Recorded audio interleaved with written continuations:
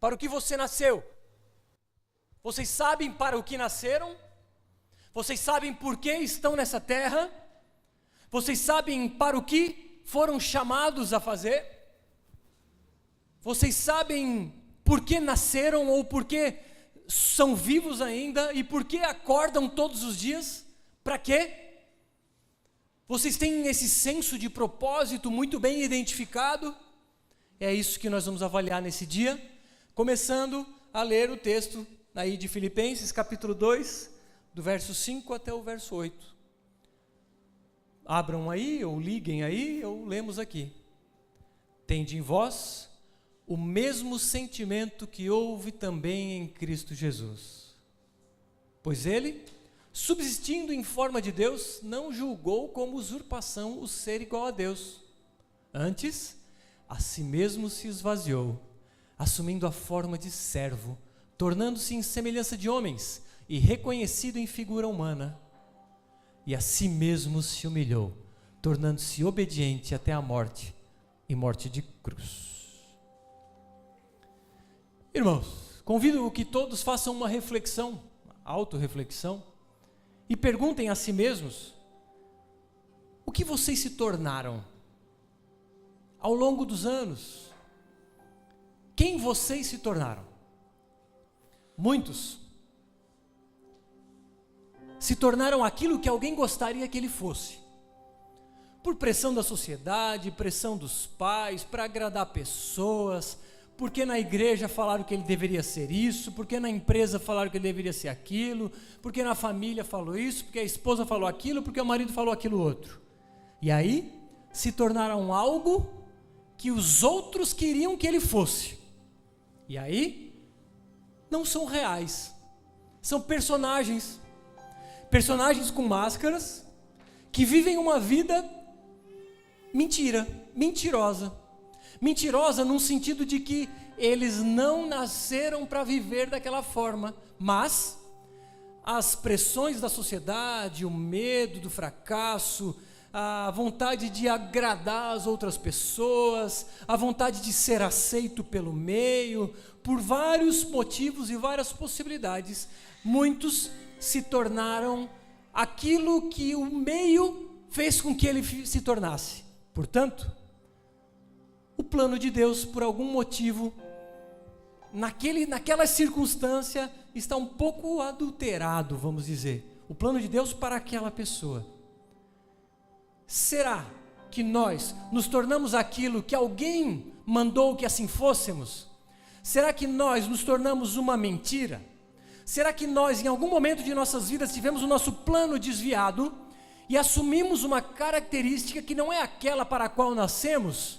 Será que vivemos alguma coisa que não são os planos, do tipo, não são os meus dons que fluem naquilo que eu faço e vivo? Por outro lado, enquanto que alguns vivem nessa tentativa de se moldar ao meio, outros romperam com isso e dizem, eu sou aquilo que eu quero ser. Importa é eu fazer aquilo que eu quero. Pouco importa o que a sociedade me diz. Importa é o que eu quero fazer e é isso que eu vou fazer. Então, enquanto que alguns estão escravizados debaixo de um sistema e se trancam segundo aquele sistema, segundo ao que o sistema conduz, outros, por outro lado, rompem completamente com o sistema e dizem, eu vou ser aquilo que eu quero ser. E aí vem tantas aberrações que nós vemos nos nossos dias atuais. Pessoas que dizem, não, essa coisa de marido e mulher, isso é um fruto da sociedade patriarcal. Isso não é biológico, aliás, biologia, segundo alguns, é uma ciência cheia de ideologias. Como assim? A biologia é ideologia? Não. Se a pessoa nasce geneticamente falando com cromossomos XX, geneticamente falando, biologicamente falando, fisiologicamente falando, aquela pessoa ela é do sexo feminino, é do gênero feminino, melhor dizendo. Se nasceu XY, não tem discussão. Pode amar homens, pode amar mulheres, pode amar cachorro, cabrito ou cavalo, é homem. XX é mulher, XY é homem e pronto. Biologia não é ideologia. Biologia é uma ciência quase que exata, eu diria. Mas enfim, quero dizer com isso que pessoas que rompem com o sistema dizem: eu vou viver autonomamente e não me importa o que a sociedade diz. Eu vou fazer o que eu quero, inclusive vou fazer com o que eu quero da minha opção sexual. De fato, cada um é livre, cada um fique à vontade. O ponto que eu quero chegar é: enquanto uns vivem aprisionados, outros vivem numa suposta liberdade e não entendem que é uma prisão da própria mente. Agora, qual é o equilíbrio disso aí? O equilíbrio disso aí não é fazer a vontade dos outros, não é fazer a minha vontade, é fazer a vontade de Deus. É sobre isso que nós vamos falar. Quais os planos de Deus para as vidas de vocês? Para o que vocês nasceram segundo os planos de Deus. Não aquilo que o sistema diz, tampouco aquilo que eu acho, mas é o que Deus fez para você fazer da vida. Pergunto, hoje é domingo à noite, e eu faço volta e meia essa pergunta: você está feliz porque amanhã é segunda? Quem está vibrando, dizendo que bom que amanhã eu vou trabalhar, que bom que amanhã eu vou exercer os meus dons com muita alegria, porque eu vou glorificar a Deus no meu trabalho? Eu hoje posso dizer, domingos à noites são muito felizes. Nós assistimos na cama, eu e a Lela, muitas vezes, Silvio Santos. Pegadinha, câmera escondida do Silvio Santos. E é um momento muito bom. Porque, inclusive, claro, porque estou com a minha esposa, em casa, no conforto do lar, mas porque o dia seguinte é segunda-feira.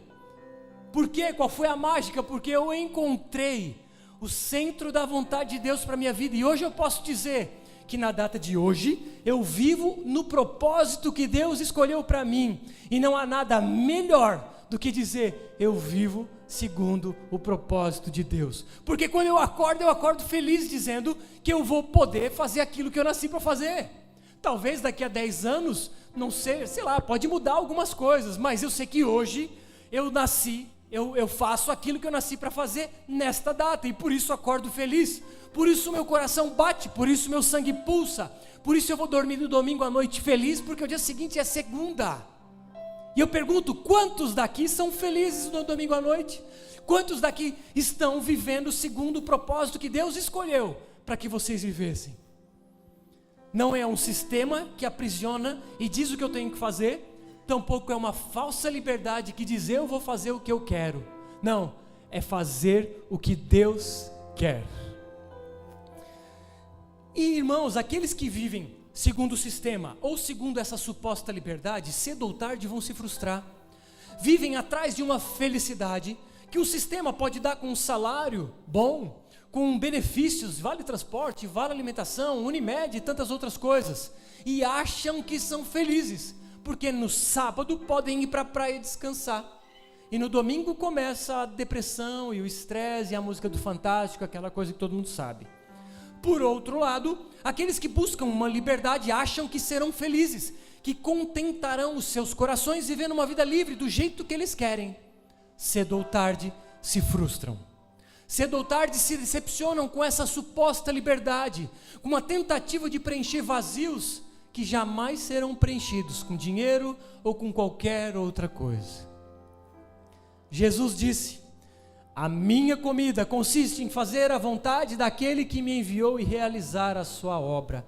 O que satisfazia Jesus não era o pão, não era a água, era fazer a vontade de Deus. Era isso que alimentava ele, era isso que estimulava ele, era isso que fazia ele viver, transpirar e respirar todos os dias, porque importa fazer aquilo que eu vim fazer, e o que ele fez? Morrer no nosso lugar. E por isso ele vivia, e por isso ele viveu, e por isso ele morreu. Então, a satisfação de nossas vidas não está em nenhum outro lugar que não quando estamos no centro da vontade de Deus. Ali reside a felicidade, é nesse lugar. Bruno, então vamos em busca da felicidade a qualquer custo? Não, vamos em busca de fazer a vontade de Deus a qualquer custo. E os benefícios são a satisfação, a paz, a alegria, a felicidade que todos buscam aí fora. E nós encontramos a felicidade num único lugar, quando estamos no centro da vontade de Deus. E como descobrir a vontade de Deus? Vamos olhar o texto. Primeiro ponto, devemos ser como Jesus. Verso 5. Tende em vós o mesmo sentimento que houve também em Cristo Jesus. Aqui é um ponto muito interessante. Essa palavra sentimento, outras versões aí vão ter coisas diferentes. A Nova Almeida atualizada vai dizer assim: tende em vós o mesmo modo de pensar, pensamento. A Almeida 21, é igual essa aí, vai dizer: tende em vós o mesmo sentimento. E a NVI vai dizer: tende em vós a mesma atitude. Olha que coisa estranha. Um leitor desavisado vai pegar 3 Bíblias diferentes. Espera aí, está errado aqui. É modo de pensar? É sentimento ou é ação? E aí? Como é que sai dessa? Aí, os críticos de plantão vão dizer: está vendo? A Bíblia de vocês está errada. Uma diz uma coisa, a outra diz outra coisa. E aí, como é que sai dessa? Irmãos, para isso que existe teologia. A letra não mata, a não ser a ignorância. Tá? A letra, a teologia, ela nos ajuda a entendermos mais profundamente coisas fundamentais. E para isso também a igreja serve, para ensinar para o povo. Porque se eu me deparo com isso e não sei, poxa, uma diz: tende em vós o mesmo modo de pensar. Beleza, eu tenho que pensar igual a Jesus. A outra diz: tende em vós o mesmo sentimento. Peraí, é pensar ou é sentir? E a outra diz: tende em vós a mesma atitude. Peraí, é pensar, é sentir ou é atitude? Aí a gente vai para os estudiosos, o que eles dizem? Eles dizem que essa palavrinha, lá no grego, não existe uma tradução no português. Pegue o Aurélio e faça uma pregação em cima do Aurélio, rasgue essa pregação. Porque o Aurélio não é Bíblia. A Aurélio é só uma tradução das palavras do português. E ela não vai valer de nada. Nós precisamos saber o que os originais dizem. E o que o original me diz? Que essa palavra não existe no português. Então os tradutores tentam adequar conforme aquilo que eles acham. Por isso precisamos entender um pouco mais profundo. E é o seguinte: essa palavra no original, ela diz que ela significa essas 3 coisas. Para o grego, é uma palavra que diz: tende em vós tanto o mesmo sentimento, tanto o mesmo pensamento, quanto o mesmo modo de agir que houve em Jesus. Então, se pudéssemos parafrasear, seria: tende em vós o mesmo sentimento, os mesmos pensamentos e as mesmas ações que houve também em Cristo Jesus. Se pudéssemos transliterar, seria mais ou menos isso. Então, é muito mais profundo do que somente pensar, do que somente sentir, do que somente agir. O que isso nos ensina? É que quando nos movemos, não basta ter somente ações. Se as nossas motivações forem erradas, de nada adianta. O que Paulo disse aos Coríntios? Se você der o seu corpo para ser queimado e não tiver amor, de nada vale. E se você vender tudo que tem e der o dinheiro aos pobres e não tiver amor, de nada vale. Então, boa ação com a motivação errada, de nada vale. Por outro lado, boa teologia, boa palavra, boa pregação, boa fé, se não tiver obras, de nada vale. Fé sem obras, segundo Tiago, é uma fé morta. Então, não adianta ação se não tiver amor, mas também não adianta falar muito se não tiver ação. Por outro lado, sentimento sem entendimento também não vale. Paulo disse aos Romanos: porque dou testemunho a favor deles, que eles têm zelo por Deus, mas não têm entendimento. Paulo dizendo aos judeus, em relação aos judeus. Paulo diz assim: cara, eles são muito zelosos. Os judeus, e ele era antigamente, os judeus são os caras, e eu era um desses. Oramos, jejuamos, dizimamos, fazemos muita coisa, mas ele disse: eles não têm entendimento, então de nada vale, porque eles, ao invés de se prenderem à justiça divina, eles se prendiam à própria justiça e faziam dos atos de justiça humano como algo meritório diante de Deus. Paulo disse: não entenderam. Então, não basta boas obras se não tiver boas motivações. Não basta boas palavras se não tiver ações. E não basta ações se não tiver entendimento. Isso nos mostra que precisamos ter boas motivações, boas ações e entendimento a respeito daquilo que estamos fazendo. Tende em vós tudo isso aí, porque tudo isso aí houve em Jesus. Então devemos ser como Jesus. Mas quem era Jesus? Verso 6. Pois ele, subsistindo em forma de Deus, não julgou como usurpação o ser igual a Deus. Jesus era Deus. Algumas seitas vão dizer que Jesus é uma criação de Deus. Isso não é cristianismo. Cristianismo diz que Jesus e Deus são um. Deus Pai, o Deus Filho e o Deus Espírito. São três pessoas em uma mesma essência. Esse é o mistério da Trindade que nós não entendemos completamente, simplesmente aceitamos. Então estamos falando de Jesus, que era Deus, e ele abriu mão de sua divindade. Jesus, sendo o próprio Deus, estava com Deus lá na criação, e ele, João diz, ele estava com Deus e ele era Deus. E a palavra, o Logos, se fez carne e habitou entre nós. Jesus, o Deus, se faz carne. É sobre ele que nós estamos falando. Deus encarnado. Mas o que ele fez? Primeiro ponto, ele se esvaziou. Verso 6. Pois ele, subsistindo em forma de Deus, não julgou como usurpação ser igual a Deus. Antes, a si mesmo se esvaziou, assumindo a forma de servo, tornando-se em semelhança de homens e reconhecido em figura humana. Jesus, tem aqui, obrigado. Mas eu aceito mais um. Aceito, mais um copo. Obrigado. Irmãos, Jesus abriu mão de sua majestade. Eu já fiz uma brincadeira aqui. Imaginem a rainha da Inglaterra. É uma comparação muito minúscula, tá? Mas só para entender, só para ilustrar. Imagine a rainha da Inglaterra, em toda a sua majestade, louvor e pompa que ela tem. Ela diz: servos meus, estou abrindo mão do palácio, estou indo para a rua viver com mendigos, e vou viver com mendigos e distribuir toda a minha fortuna com eles, vou viver entre eles, vou me alimentar com eles, eu vou caminhar com eles a partir de agora. E toda a minha herança eu vou deixar para eles. Imagine a rainha da Inglaterra fazer isso.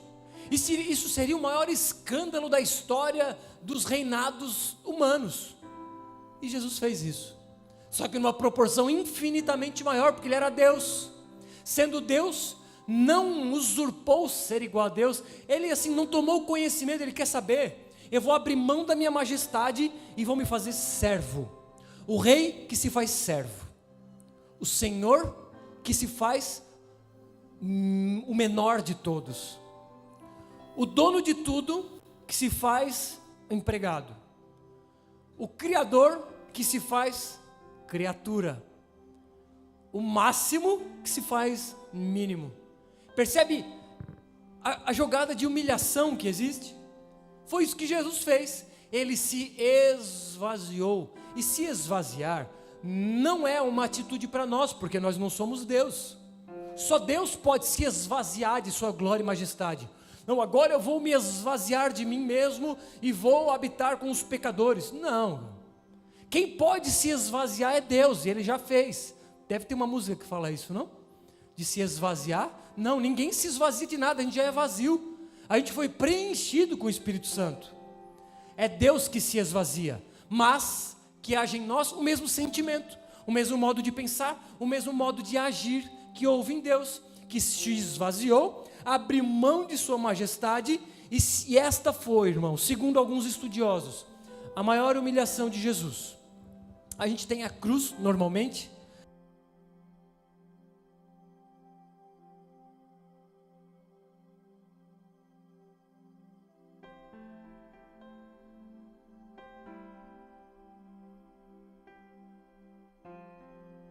Muitos vão dizer que a maior humilhação de Jesus não foi na cruz, mas foi em ele ser Deus e se fazer carne.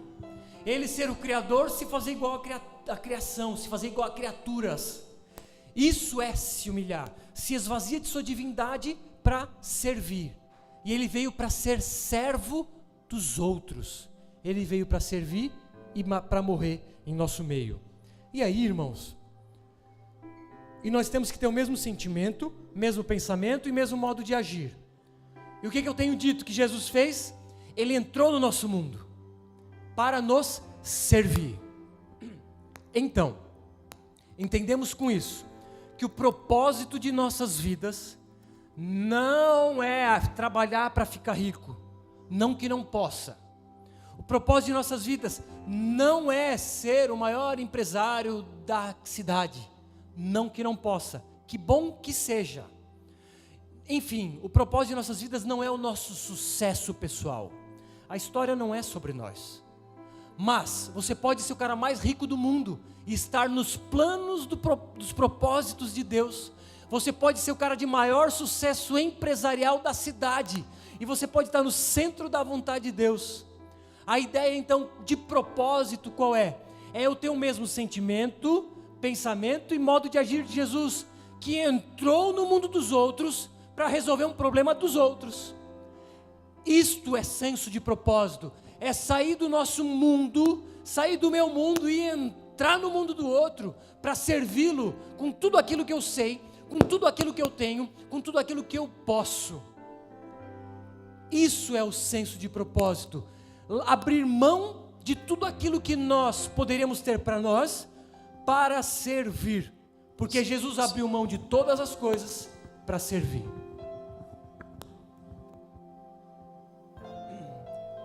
Além de se esvaziar, o propósito de se esvaziar foi obedecer. Ele se humilhou, tornando-se obediente até a morte, e morte de cruz. Coloca 8. A si mesmo se humilhou, tornando-se obediente até a morte e morte de cruz. A obediência a Deus é o que gera o sentimento de satisfação. Repetir o que eu falei no começo: não há possibilidade de felicidade, de senso de alegria, de satisfação, de contentamento, se não estivermos em obediência a Deus. Há uma íntima relação entre satisfação e felicidade e obediência. Não há como termos um senso de alegria, felicidade, contentamento e satisfação se não estivermos no centro da vontade de Deus. E é isso que nos dá esse senso de satisfação, de estar no lugar certo na hora certa.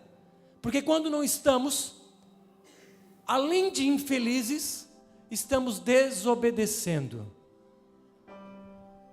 Então a busca não é pela felicidade, a busca é pela obediência, mas a felicidade vem no pacote. A busca não é pela satisfação, a busca é por obedecer a Deus, e a satisfação vem no pacote. O fim de todas as coisas é a glória de Deus, e Deus só será glorificado se você estiver fluindo em seus dons, se estiver obedecendo a Deus. Porque como eu vou glorificar Deus se eu estiver no teclado? Não vou, por mais que eu goste de tocar teclado, mas vai ser trágico. Só glorificamos a Deus quando fazemos aquilo que fomos chamados para fazer. Só glorificamos a Deus quando estamos em obediência. Então, o fim de todas as coisas é a glória de Deus. Glorificamos quando obedecemos, obedecemos quando identificamos quem nós somos e quem Ele é. Só identificamos quem nós somos quando olhamos para nós. Como então fazer a vontade de Deus se nós não sabemos quem mesmo nós somos? Está vendo que o fim é a glória de Deus? Para glorificar a Deus eu tenho que obedecer. Para obedecer eu tenho que saber qual é a vontade de Deus. Para saber qual é a vontade de Deus eu tenho que me conhecer. Para me conhecer eu tenho que me olhar. E quando eu me olho, quando eu me avalio, eu olho para os meus dons e talentos, está aqui pistas de como glorificar a Deus, de como viver para entrar no mundo dos outros, porque quando usamos os nossos dons e talentos, não é para nosso benefício, é para benefício do corpo, é para edificação do todo. Então quando por meio dos meus dons e talentos, eu entro no mundo de alguém ou de outros, para que é? Para servir, para ser servo. Dons e talentos não é para benefício daquele que tem, mas é para benefício daqueles que recebem, para edificação do corpo de Deus. Então, a ideia é perder para que outros ganhem, a ideia é morrer para que outros vivam, a ideia é que uma semente morre para que a partir dela haja uma planta, a ideia é que a morte de Jesus nos trouxe vida, a ideia é que eu abro mão dos meus benefícios para que outros sejam beneficiados. Essa é a lógica do cristianismo. Perder para que outros ganhem, mas é melhor dar do que receber. Então quando eu coloco os meus dons em ação, eu é que fico feliz, os outros são beneficiados, mas a felicidade é minha. O senso de satisfação, irmãos, entendam, só ocorre quando estamos fluindo nos nossos dons e talentos. Seja cantando, seja pregando, seja varrendo, pintando, seja cuidando de pacientes, seja fazendo qualquer coisa, comendo, bebendo, faça tudo para a glória de Deus. Enquanto não não entendermos quem nós somos em Deus, que foi a minha pergunta inicial, para que você nasceu, nós não seremos felizes e satisfeitos. Não seremos felizes não por nada, mas simplesmente porque estamos desobedecendo a Deus. E quando não estamos no centro da vontade dEle, nós não seremos satisfeitos, não obedeceremos, o nome dEle não é glorificado, o corpo de Deus não recebe, e nós ficamos buscando de lugar em lugar a felicidade. E a felicidade está aqui dentro. Olhe para você, quem eu sou. Opa, e os meus dons são boas dicas para o que eu nasci. Aí você pode perguntar, mas peraí, senso de satisfação, e Paulo, que sofreu? Será que ele tinha um senso de satisfação preso numa masmorra? Porque ele estava no centro da vontade de Deus, é fato, mas havia um senso de saber que ele estava fazendo certo. Ele diz assim em Filipenses 2,17, contudo, ainda que eu seja derramado como libação sobre o sacrifício e o serviço da vossa fé, alegro-me e me congratulo com todos vós. Paulo se alegrava com o próprio sofrimento. Por quê? Porque ele não sofria em vão, ele sabia que havia propósito em tudo isso. Então a morte de um mártir, quando está no centro da vontade de Deus, ele morre feliz. Tem uma imagem que circulou nas redes há ano passado talvez, um cara algemado, ia ser morto por radicais islâmicos, e ele sorrindo para a foto. Ele estava feliz, exalava alegria, porque ele sabia que o sangue dele derramado frutificaria em glória para Deus. Nós estamos dispostos a perder para que outros ganhem, porque tem de vós o mesmo sentimento, o mesmo pensamento, o mesmo modo de agir que houve em Jesus. É isso, é estar disposto a perder para que outro possa ganhar. E o disposto a perder significa usar dos seus dons e talentos, porque talvez o seu dom seja ser mártir. Mas se o seu dom não é ser mártir, você vai ser um suicida. Não queira se suicidar lá em meio aos radicais islâmicos. Mas, se for o seu dom, que Deus seja louvado. Então, essa é a ideia. Entender quem eu sou, sabendo então para o que eu nasci, e quando eu fluo nos meus dons, Deus vai ser glorificado e eu vou ser feliz. E eu concluo. Conclusão um pouco longa, não muito, mas o louvor ainda não precisa subir, é isso que eu quero dizer. Então, na prática, o que nós devemos fazer? O que significa ter o mesmo sentimento, pensamento e ação de Jesus? Significa obedecer. Obedecer implica em satisfação, em alegria, em viver no propósito que eu fui chamado para viver. Significa também saber quem eu sou em Deus. Para isso eu preciso olhar para mim mesmo. Mas eu preciso saber quem Deus é também. Mas olha só, vamos pontuar algumas coisas. A pergunta inicial é: quem eu sou? Para o que eu nasci? Primeiro ponto, vamos olhar para os nossos dons e talentos. O que eu sei fazer? Não é o que eu gosto de fazer, é o que eu sei fazer. É aquilo que quando eu faço, outras pessoas dizem: Bruno, nisso aí tu é bom. Ô Tiago, cara, quando tu faz isso, tu é bom. Então os teus dons e talentos, eles são reconhecidos por outros. Quando ninguém te elogia em algum ponto, talvez não seja teu dom. Talvez não seja cantar, talvez não seja pregar, enfim. Mas para saber os nossos dons, e Deus deu dons para a sua igreja, para que o corpo seja edificado, Deus deu dons e nós precisamos entender quais são os nossos dons. Então identifique o seu dom. É aquilo que o teu cérebro está pronto para fazer. Sabe, crianças que pegam um teclado e mal fazem aula e sabem tocar? Sabem músicos que se passar pelo baixo sabe tocar, pelo teclado sabe cantar, sabe tocar violão, guitarra e até o tarrom ele sabe, nunca sentou ali e sabe tocar? Se isso não é dom e talento, é o quê? É isso que te digo. Irmãos, isso é dom. E eu não tenho esse dom. Eu tentei quando não tinha ninguém aqui, eu sentei, mas não saiu nada. Eu não tenho esse dom. Podemos nos esforçar, mas irmãos, esforço sem dom vai ser um medíocre. Então, deixa para quem sabe. Primeiro ponto, identificar os seus dons. Sabe, é quando as tuas sinapses cerebrais, quando elas fluem de tal forma, quando a informação do cérebro, ela corre de uma forma pelos nervos e vai para as tuas mãos, para os teus pés, para a tua boca, ou para qualquer órgão do teu corpo, de uma forma tão natural, que as pessoas dizem: esse cara nasceu para isso. Para o que vocês nasceram? Vocês sabem para o que nasceram? Ou as pessoas dizem, olham para vocês: ô Felipe, você nasceu para isso. Vocês sabem para o que nasceram? Primeiro ponto, observe seus dons. Segundo ponto, o que você ama fazer? O que você faria de graça, com todo o prazer do mundo? O que você faria das 7 da manhã até as 7 da noite, de segunda a segunda, e não murmuraria?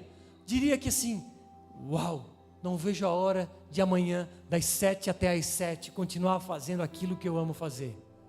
O que você ama a ponto de alguém dizer assim: olha, tudo bem, tu pode aqui tocar teclado, Nata, mas tu vai ter que pagar para tocar. Sério? Posso pagar? Eu pago. Não que ele esteja pagando, né? Mas essa é a ideia. É algo que eu amo tanto fazer, e eu sei que tem muitos músicos que assim fazem.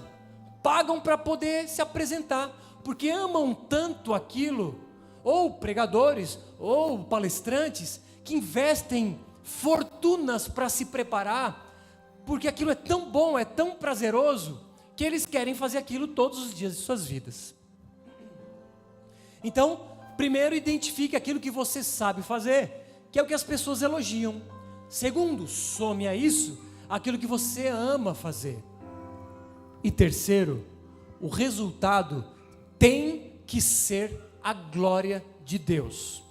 Bruno, meu negócio é ser cafetão. Eu sei fazer, eu sou bom, sabe aquela casa aqui? É minha, e eu amo, cara, é bom demais estar ali, então é isso? Não, cara, isso não vai trazer a glória para Deus. Então, ser cafetão não é a melhor escolha. Ou sei lá, Bruno, eu sou um excelente vendedor, cara.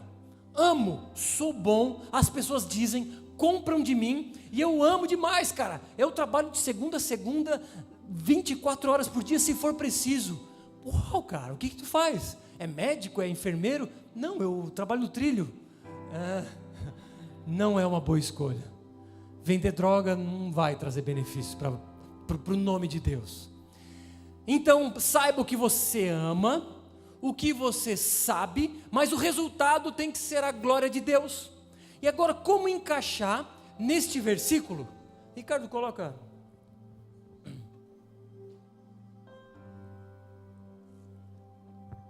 a fotinha que eu te mandei. Esse é o esquema. Qual é o teu propósito de vida? Primeiro, o que eu sei fazer? Quais são os meus dons? Quais são os teus dons que as pessoas dizem, você é bom nisso?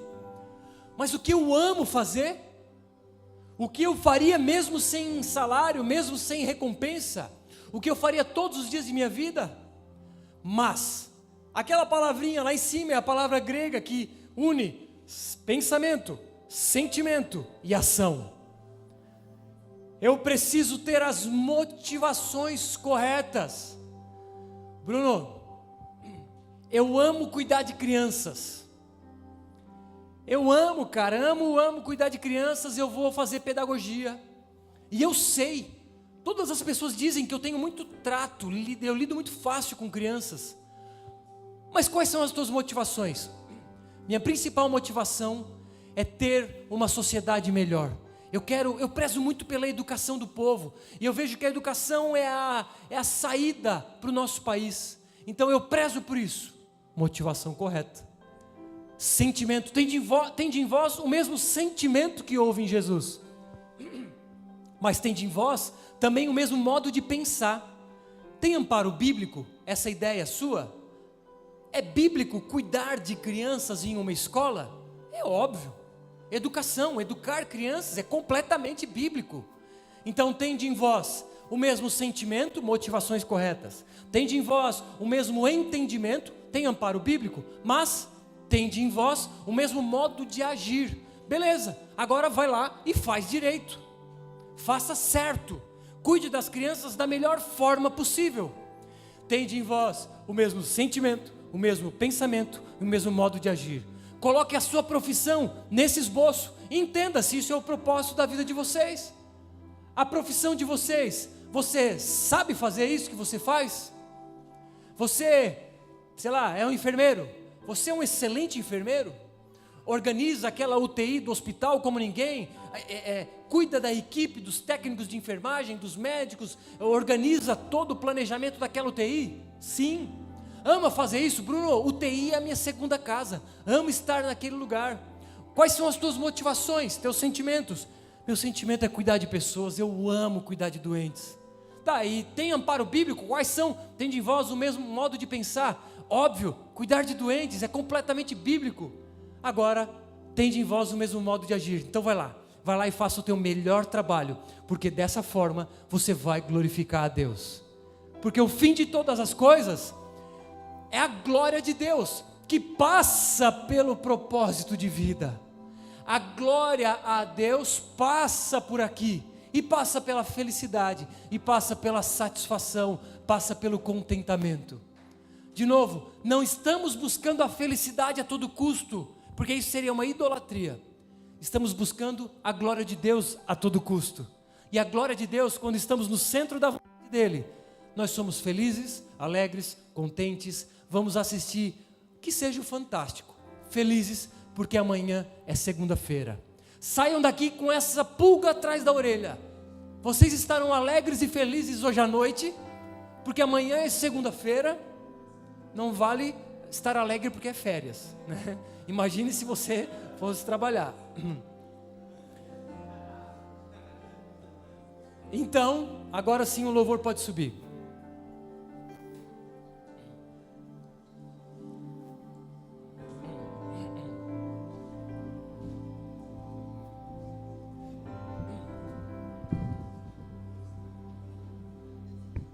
Qual foi a minha pergunta inicial? Qual o propósito de Deus para a vida de vocês? Vocês sabem para o que nasceram? Vocês sabem no que os seus dons fluem? Vocês são felizes? Vocês são contentes? Vocês hoje à noite estarão alegres porque amanhã é segunda-feira? Qual o propósito da vida de vocês? O propósito de nossas vidas é glorificar a Deus. Mas nós só glorificamos a Deus quando o obedecemos. E nós só o obedecemos quando sabemos para o que nascemos, e nós só sabemos quando olhamos para nós mesmos. Então, irmãos, o resultado é a glória de Deus, o começo é olhar para si mesmo. Vamos olhar para nós mesmos.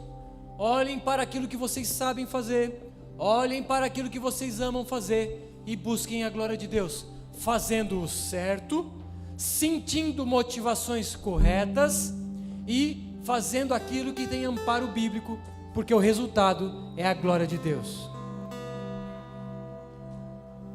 Então, o senso de alegria, satisfação é fazer a vontade de Deus. E eu finalizo com Jesus dizendo: a minha comida consiste em fazer a vontade daquele que me enviou e realizar a sua obra. A sua comida é fazer a vontade de Deus. A sua bebida é que a sua vida flua nos seus dons. Isso é viver, porque do contrário é sobreviver. Você sobrevive ou você vive? Você sobrevive de segunda a sexta para ter um dinheirinho para ir na praia no sábado? Ou você vive intensamente todos os dias de sua vida, com seu sangue pulsando nas veias, porque aquilo que você ama fazer, você vai fazer amanhã? Você acorda motivado e feliz? Ou você acorda pensando, mais um dia de trabalho? Qual é a sua comida? Qual é a sua bebida? O que te satisfaz? Só há uma coisa que nos satisfaz, que é fazer a vontade de Deus, porque somente assim Deus vai ser glorificado. Nós vamos baixar as nossas cabeças, cada um vai pensar sobre si e vai fazer uma autoanálise e vai fazer, sobretudo, comece com a seguinte pergunta: estou feliz porque amanhã é segunda?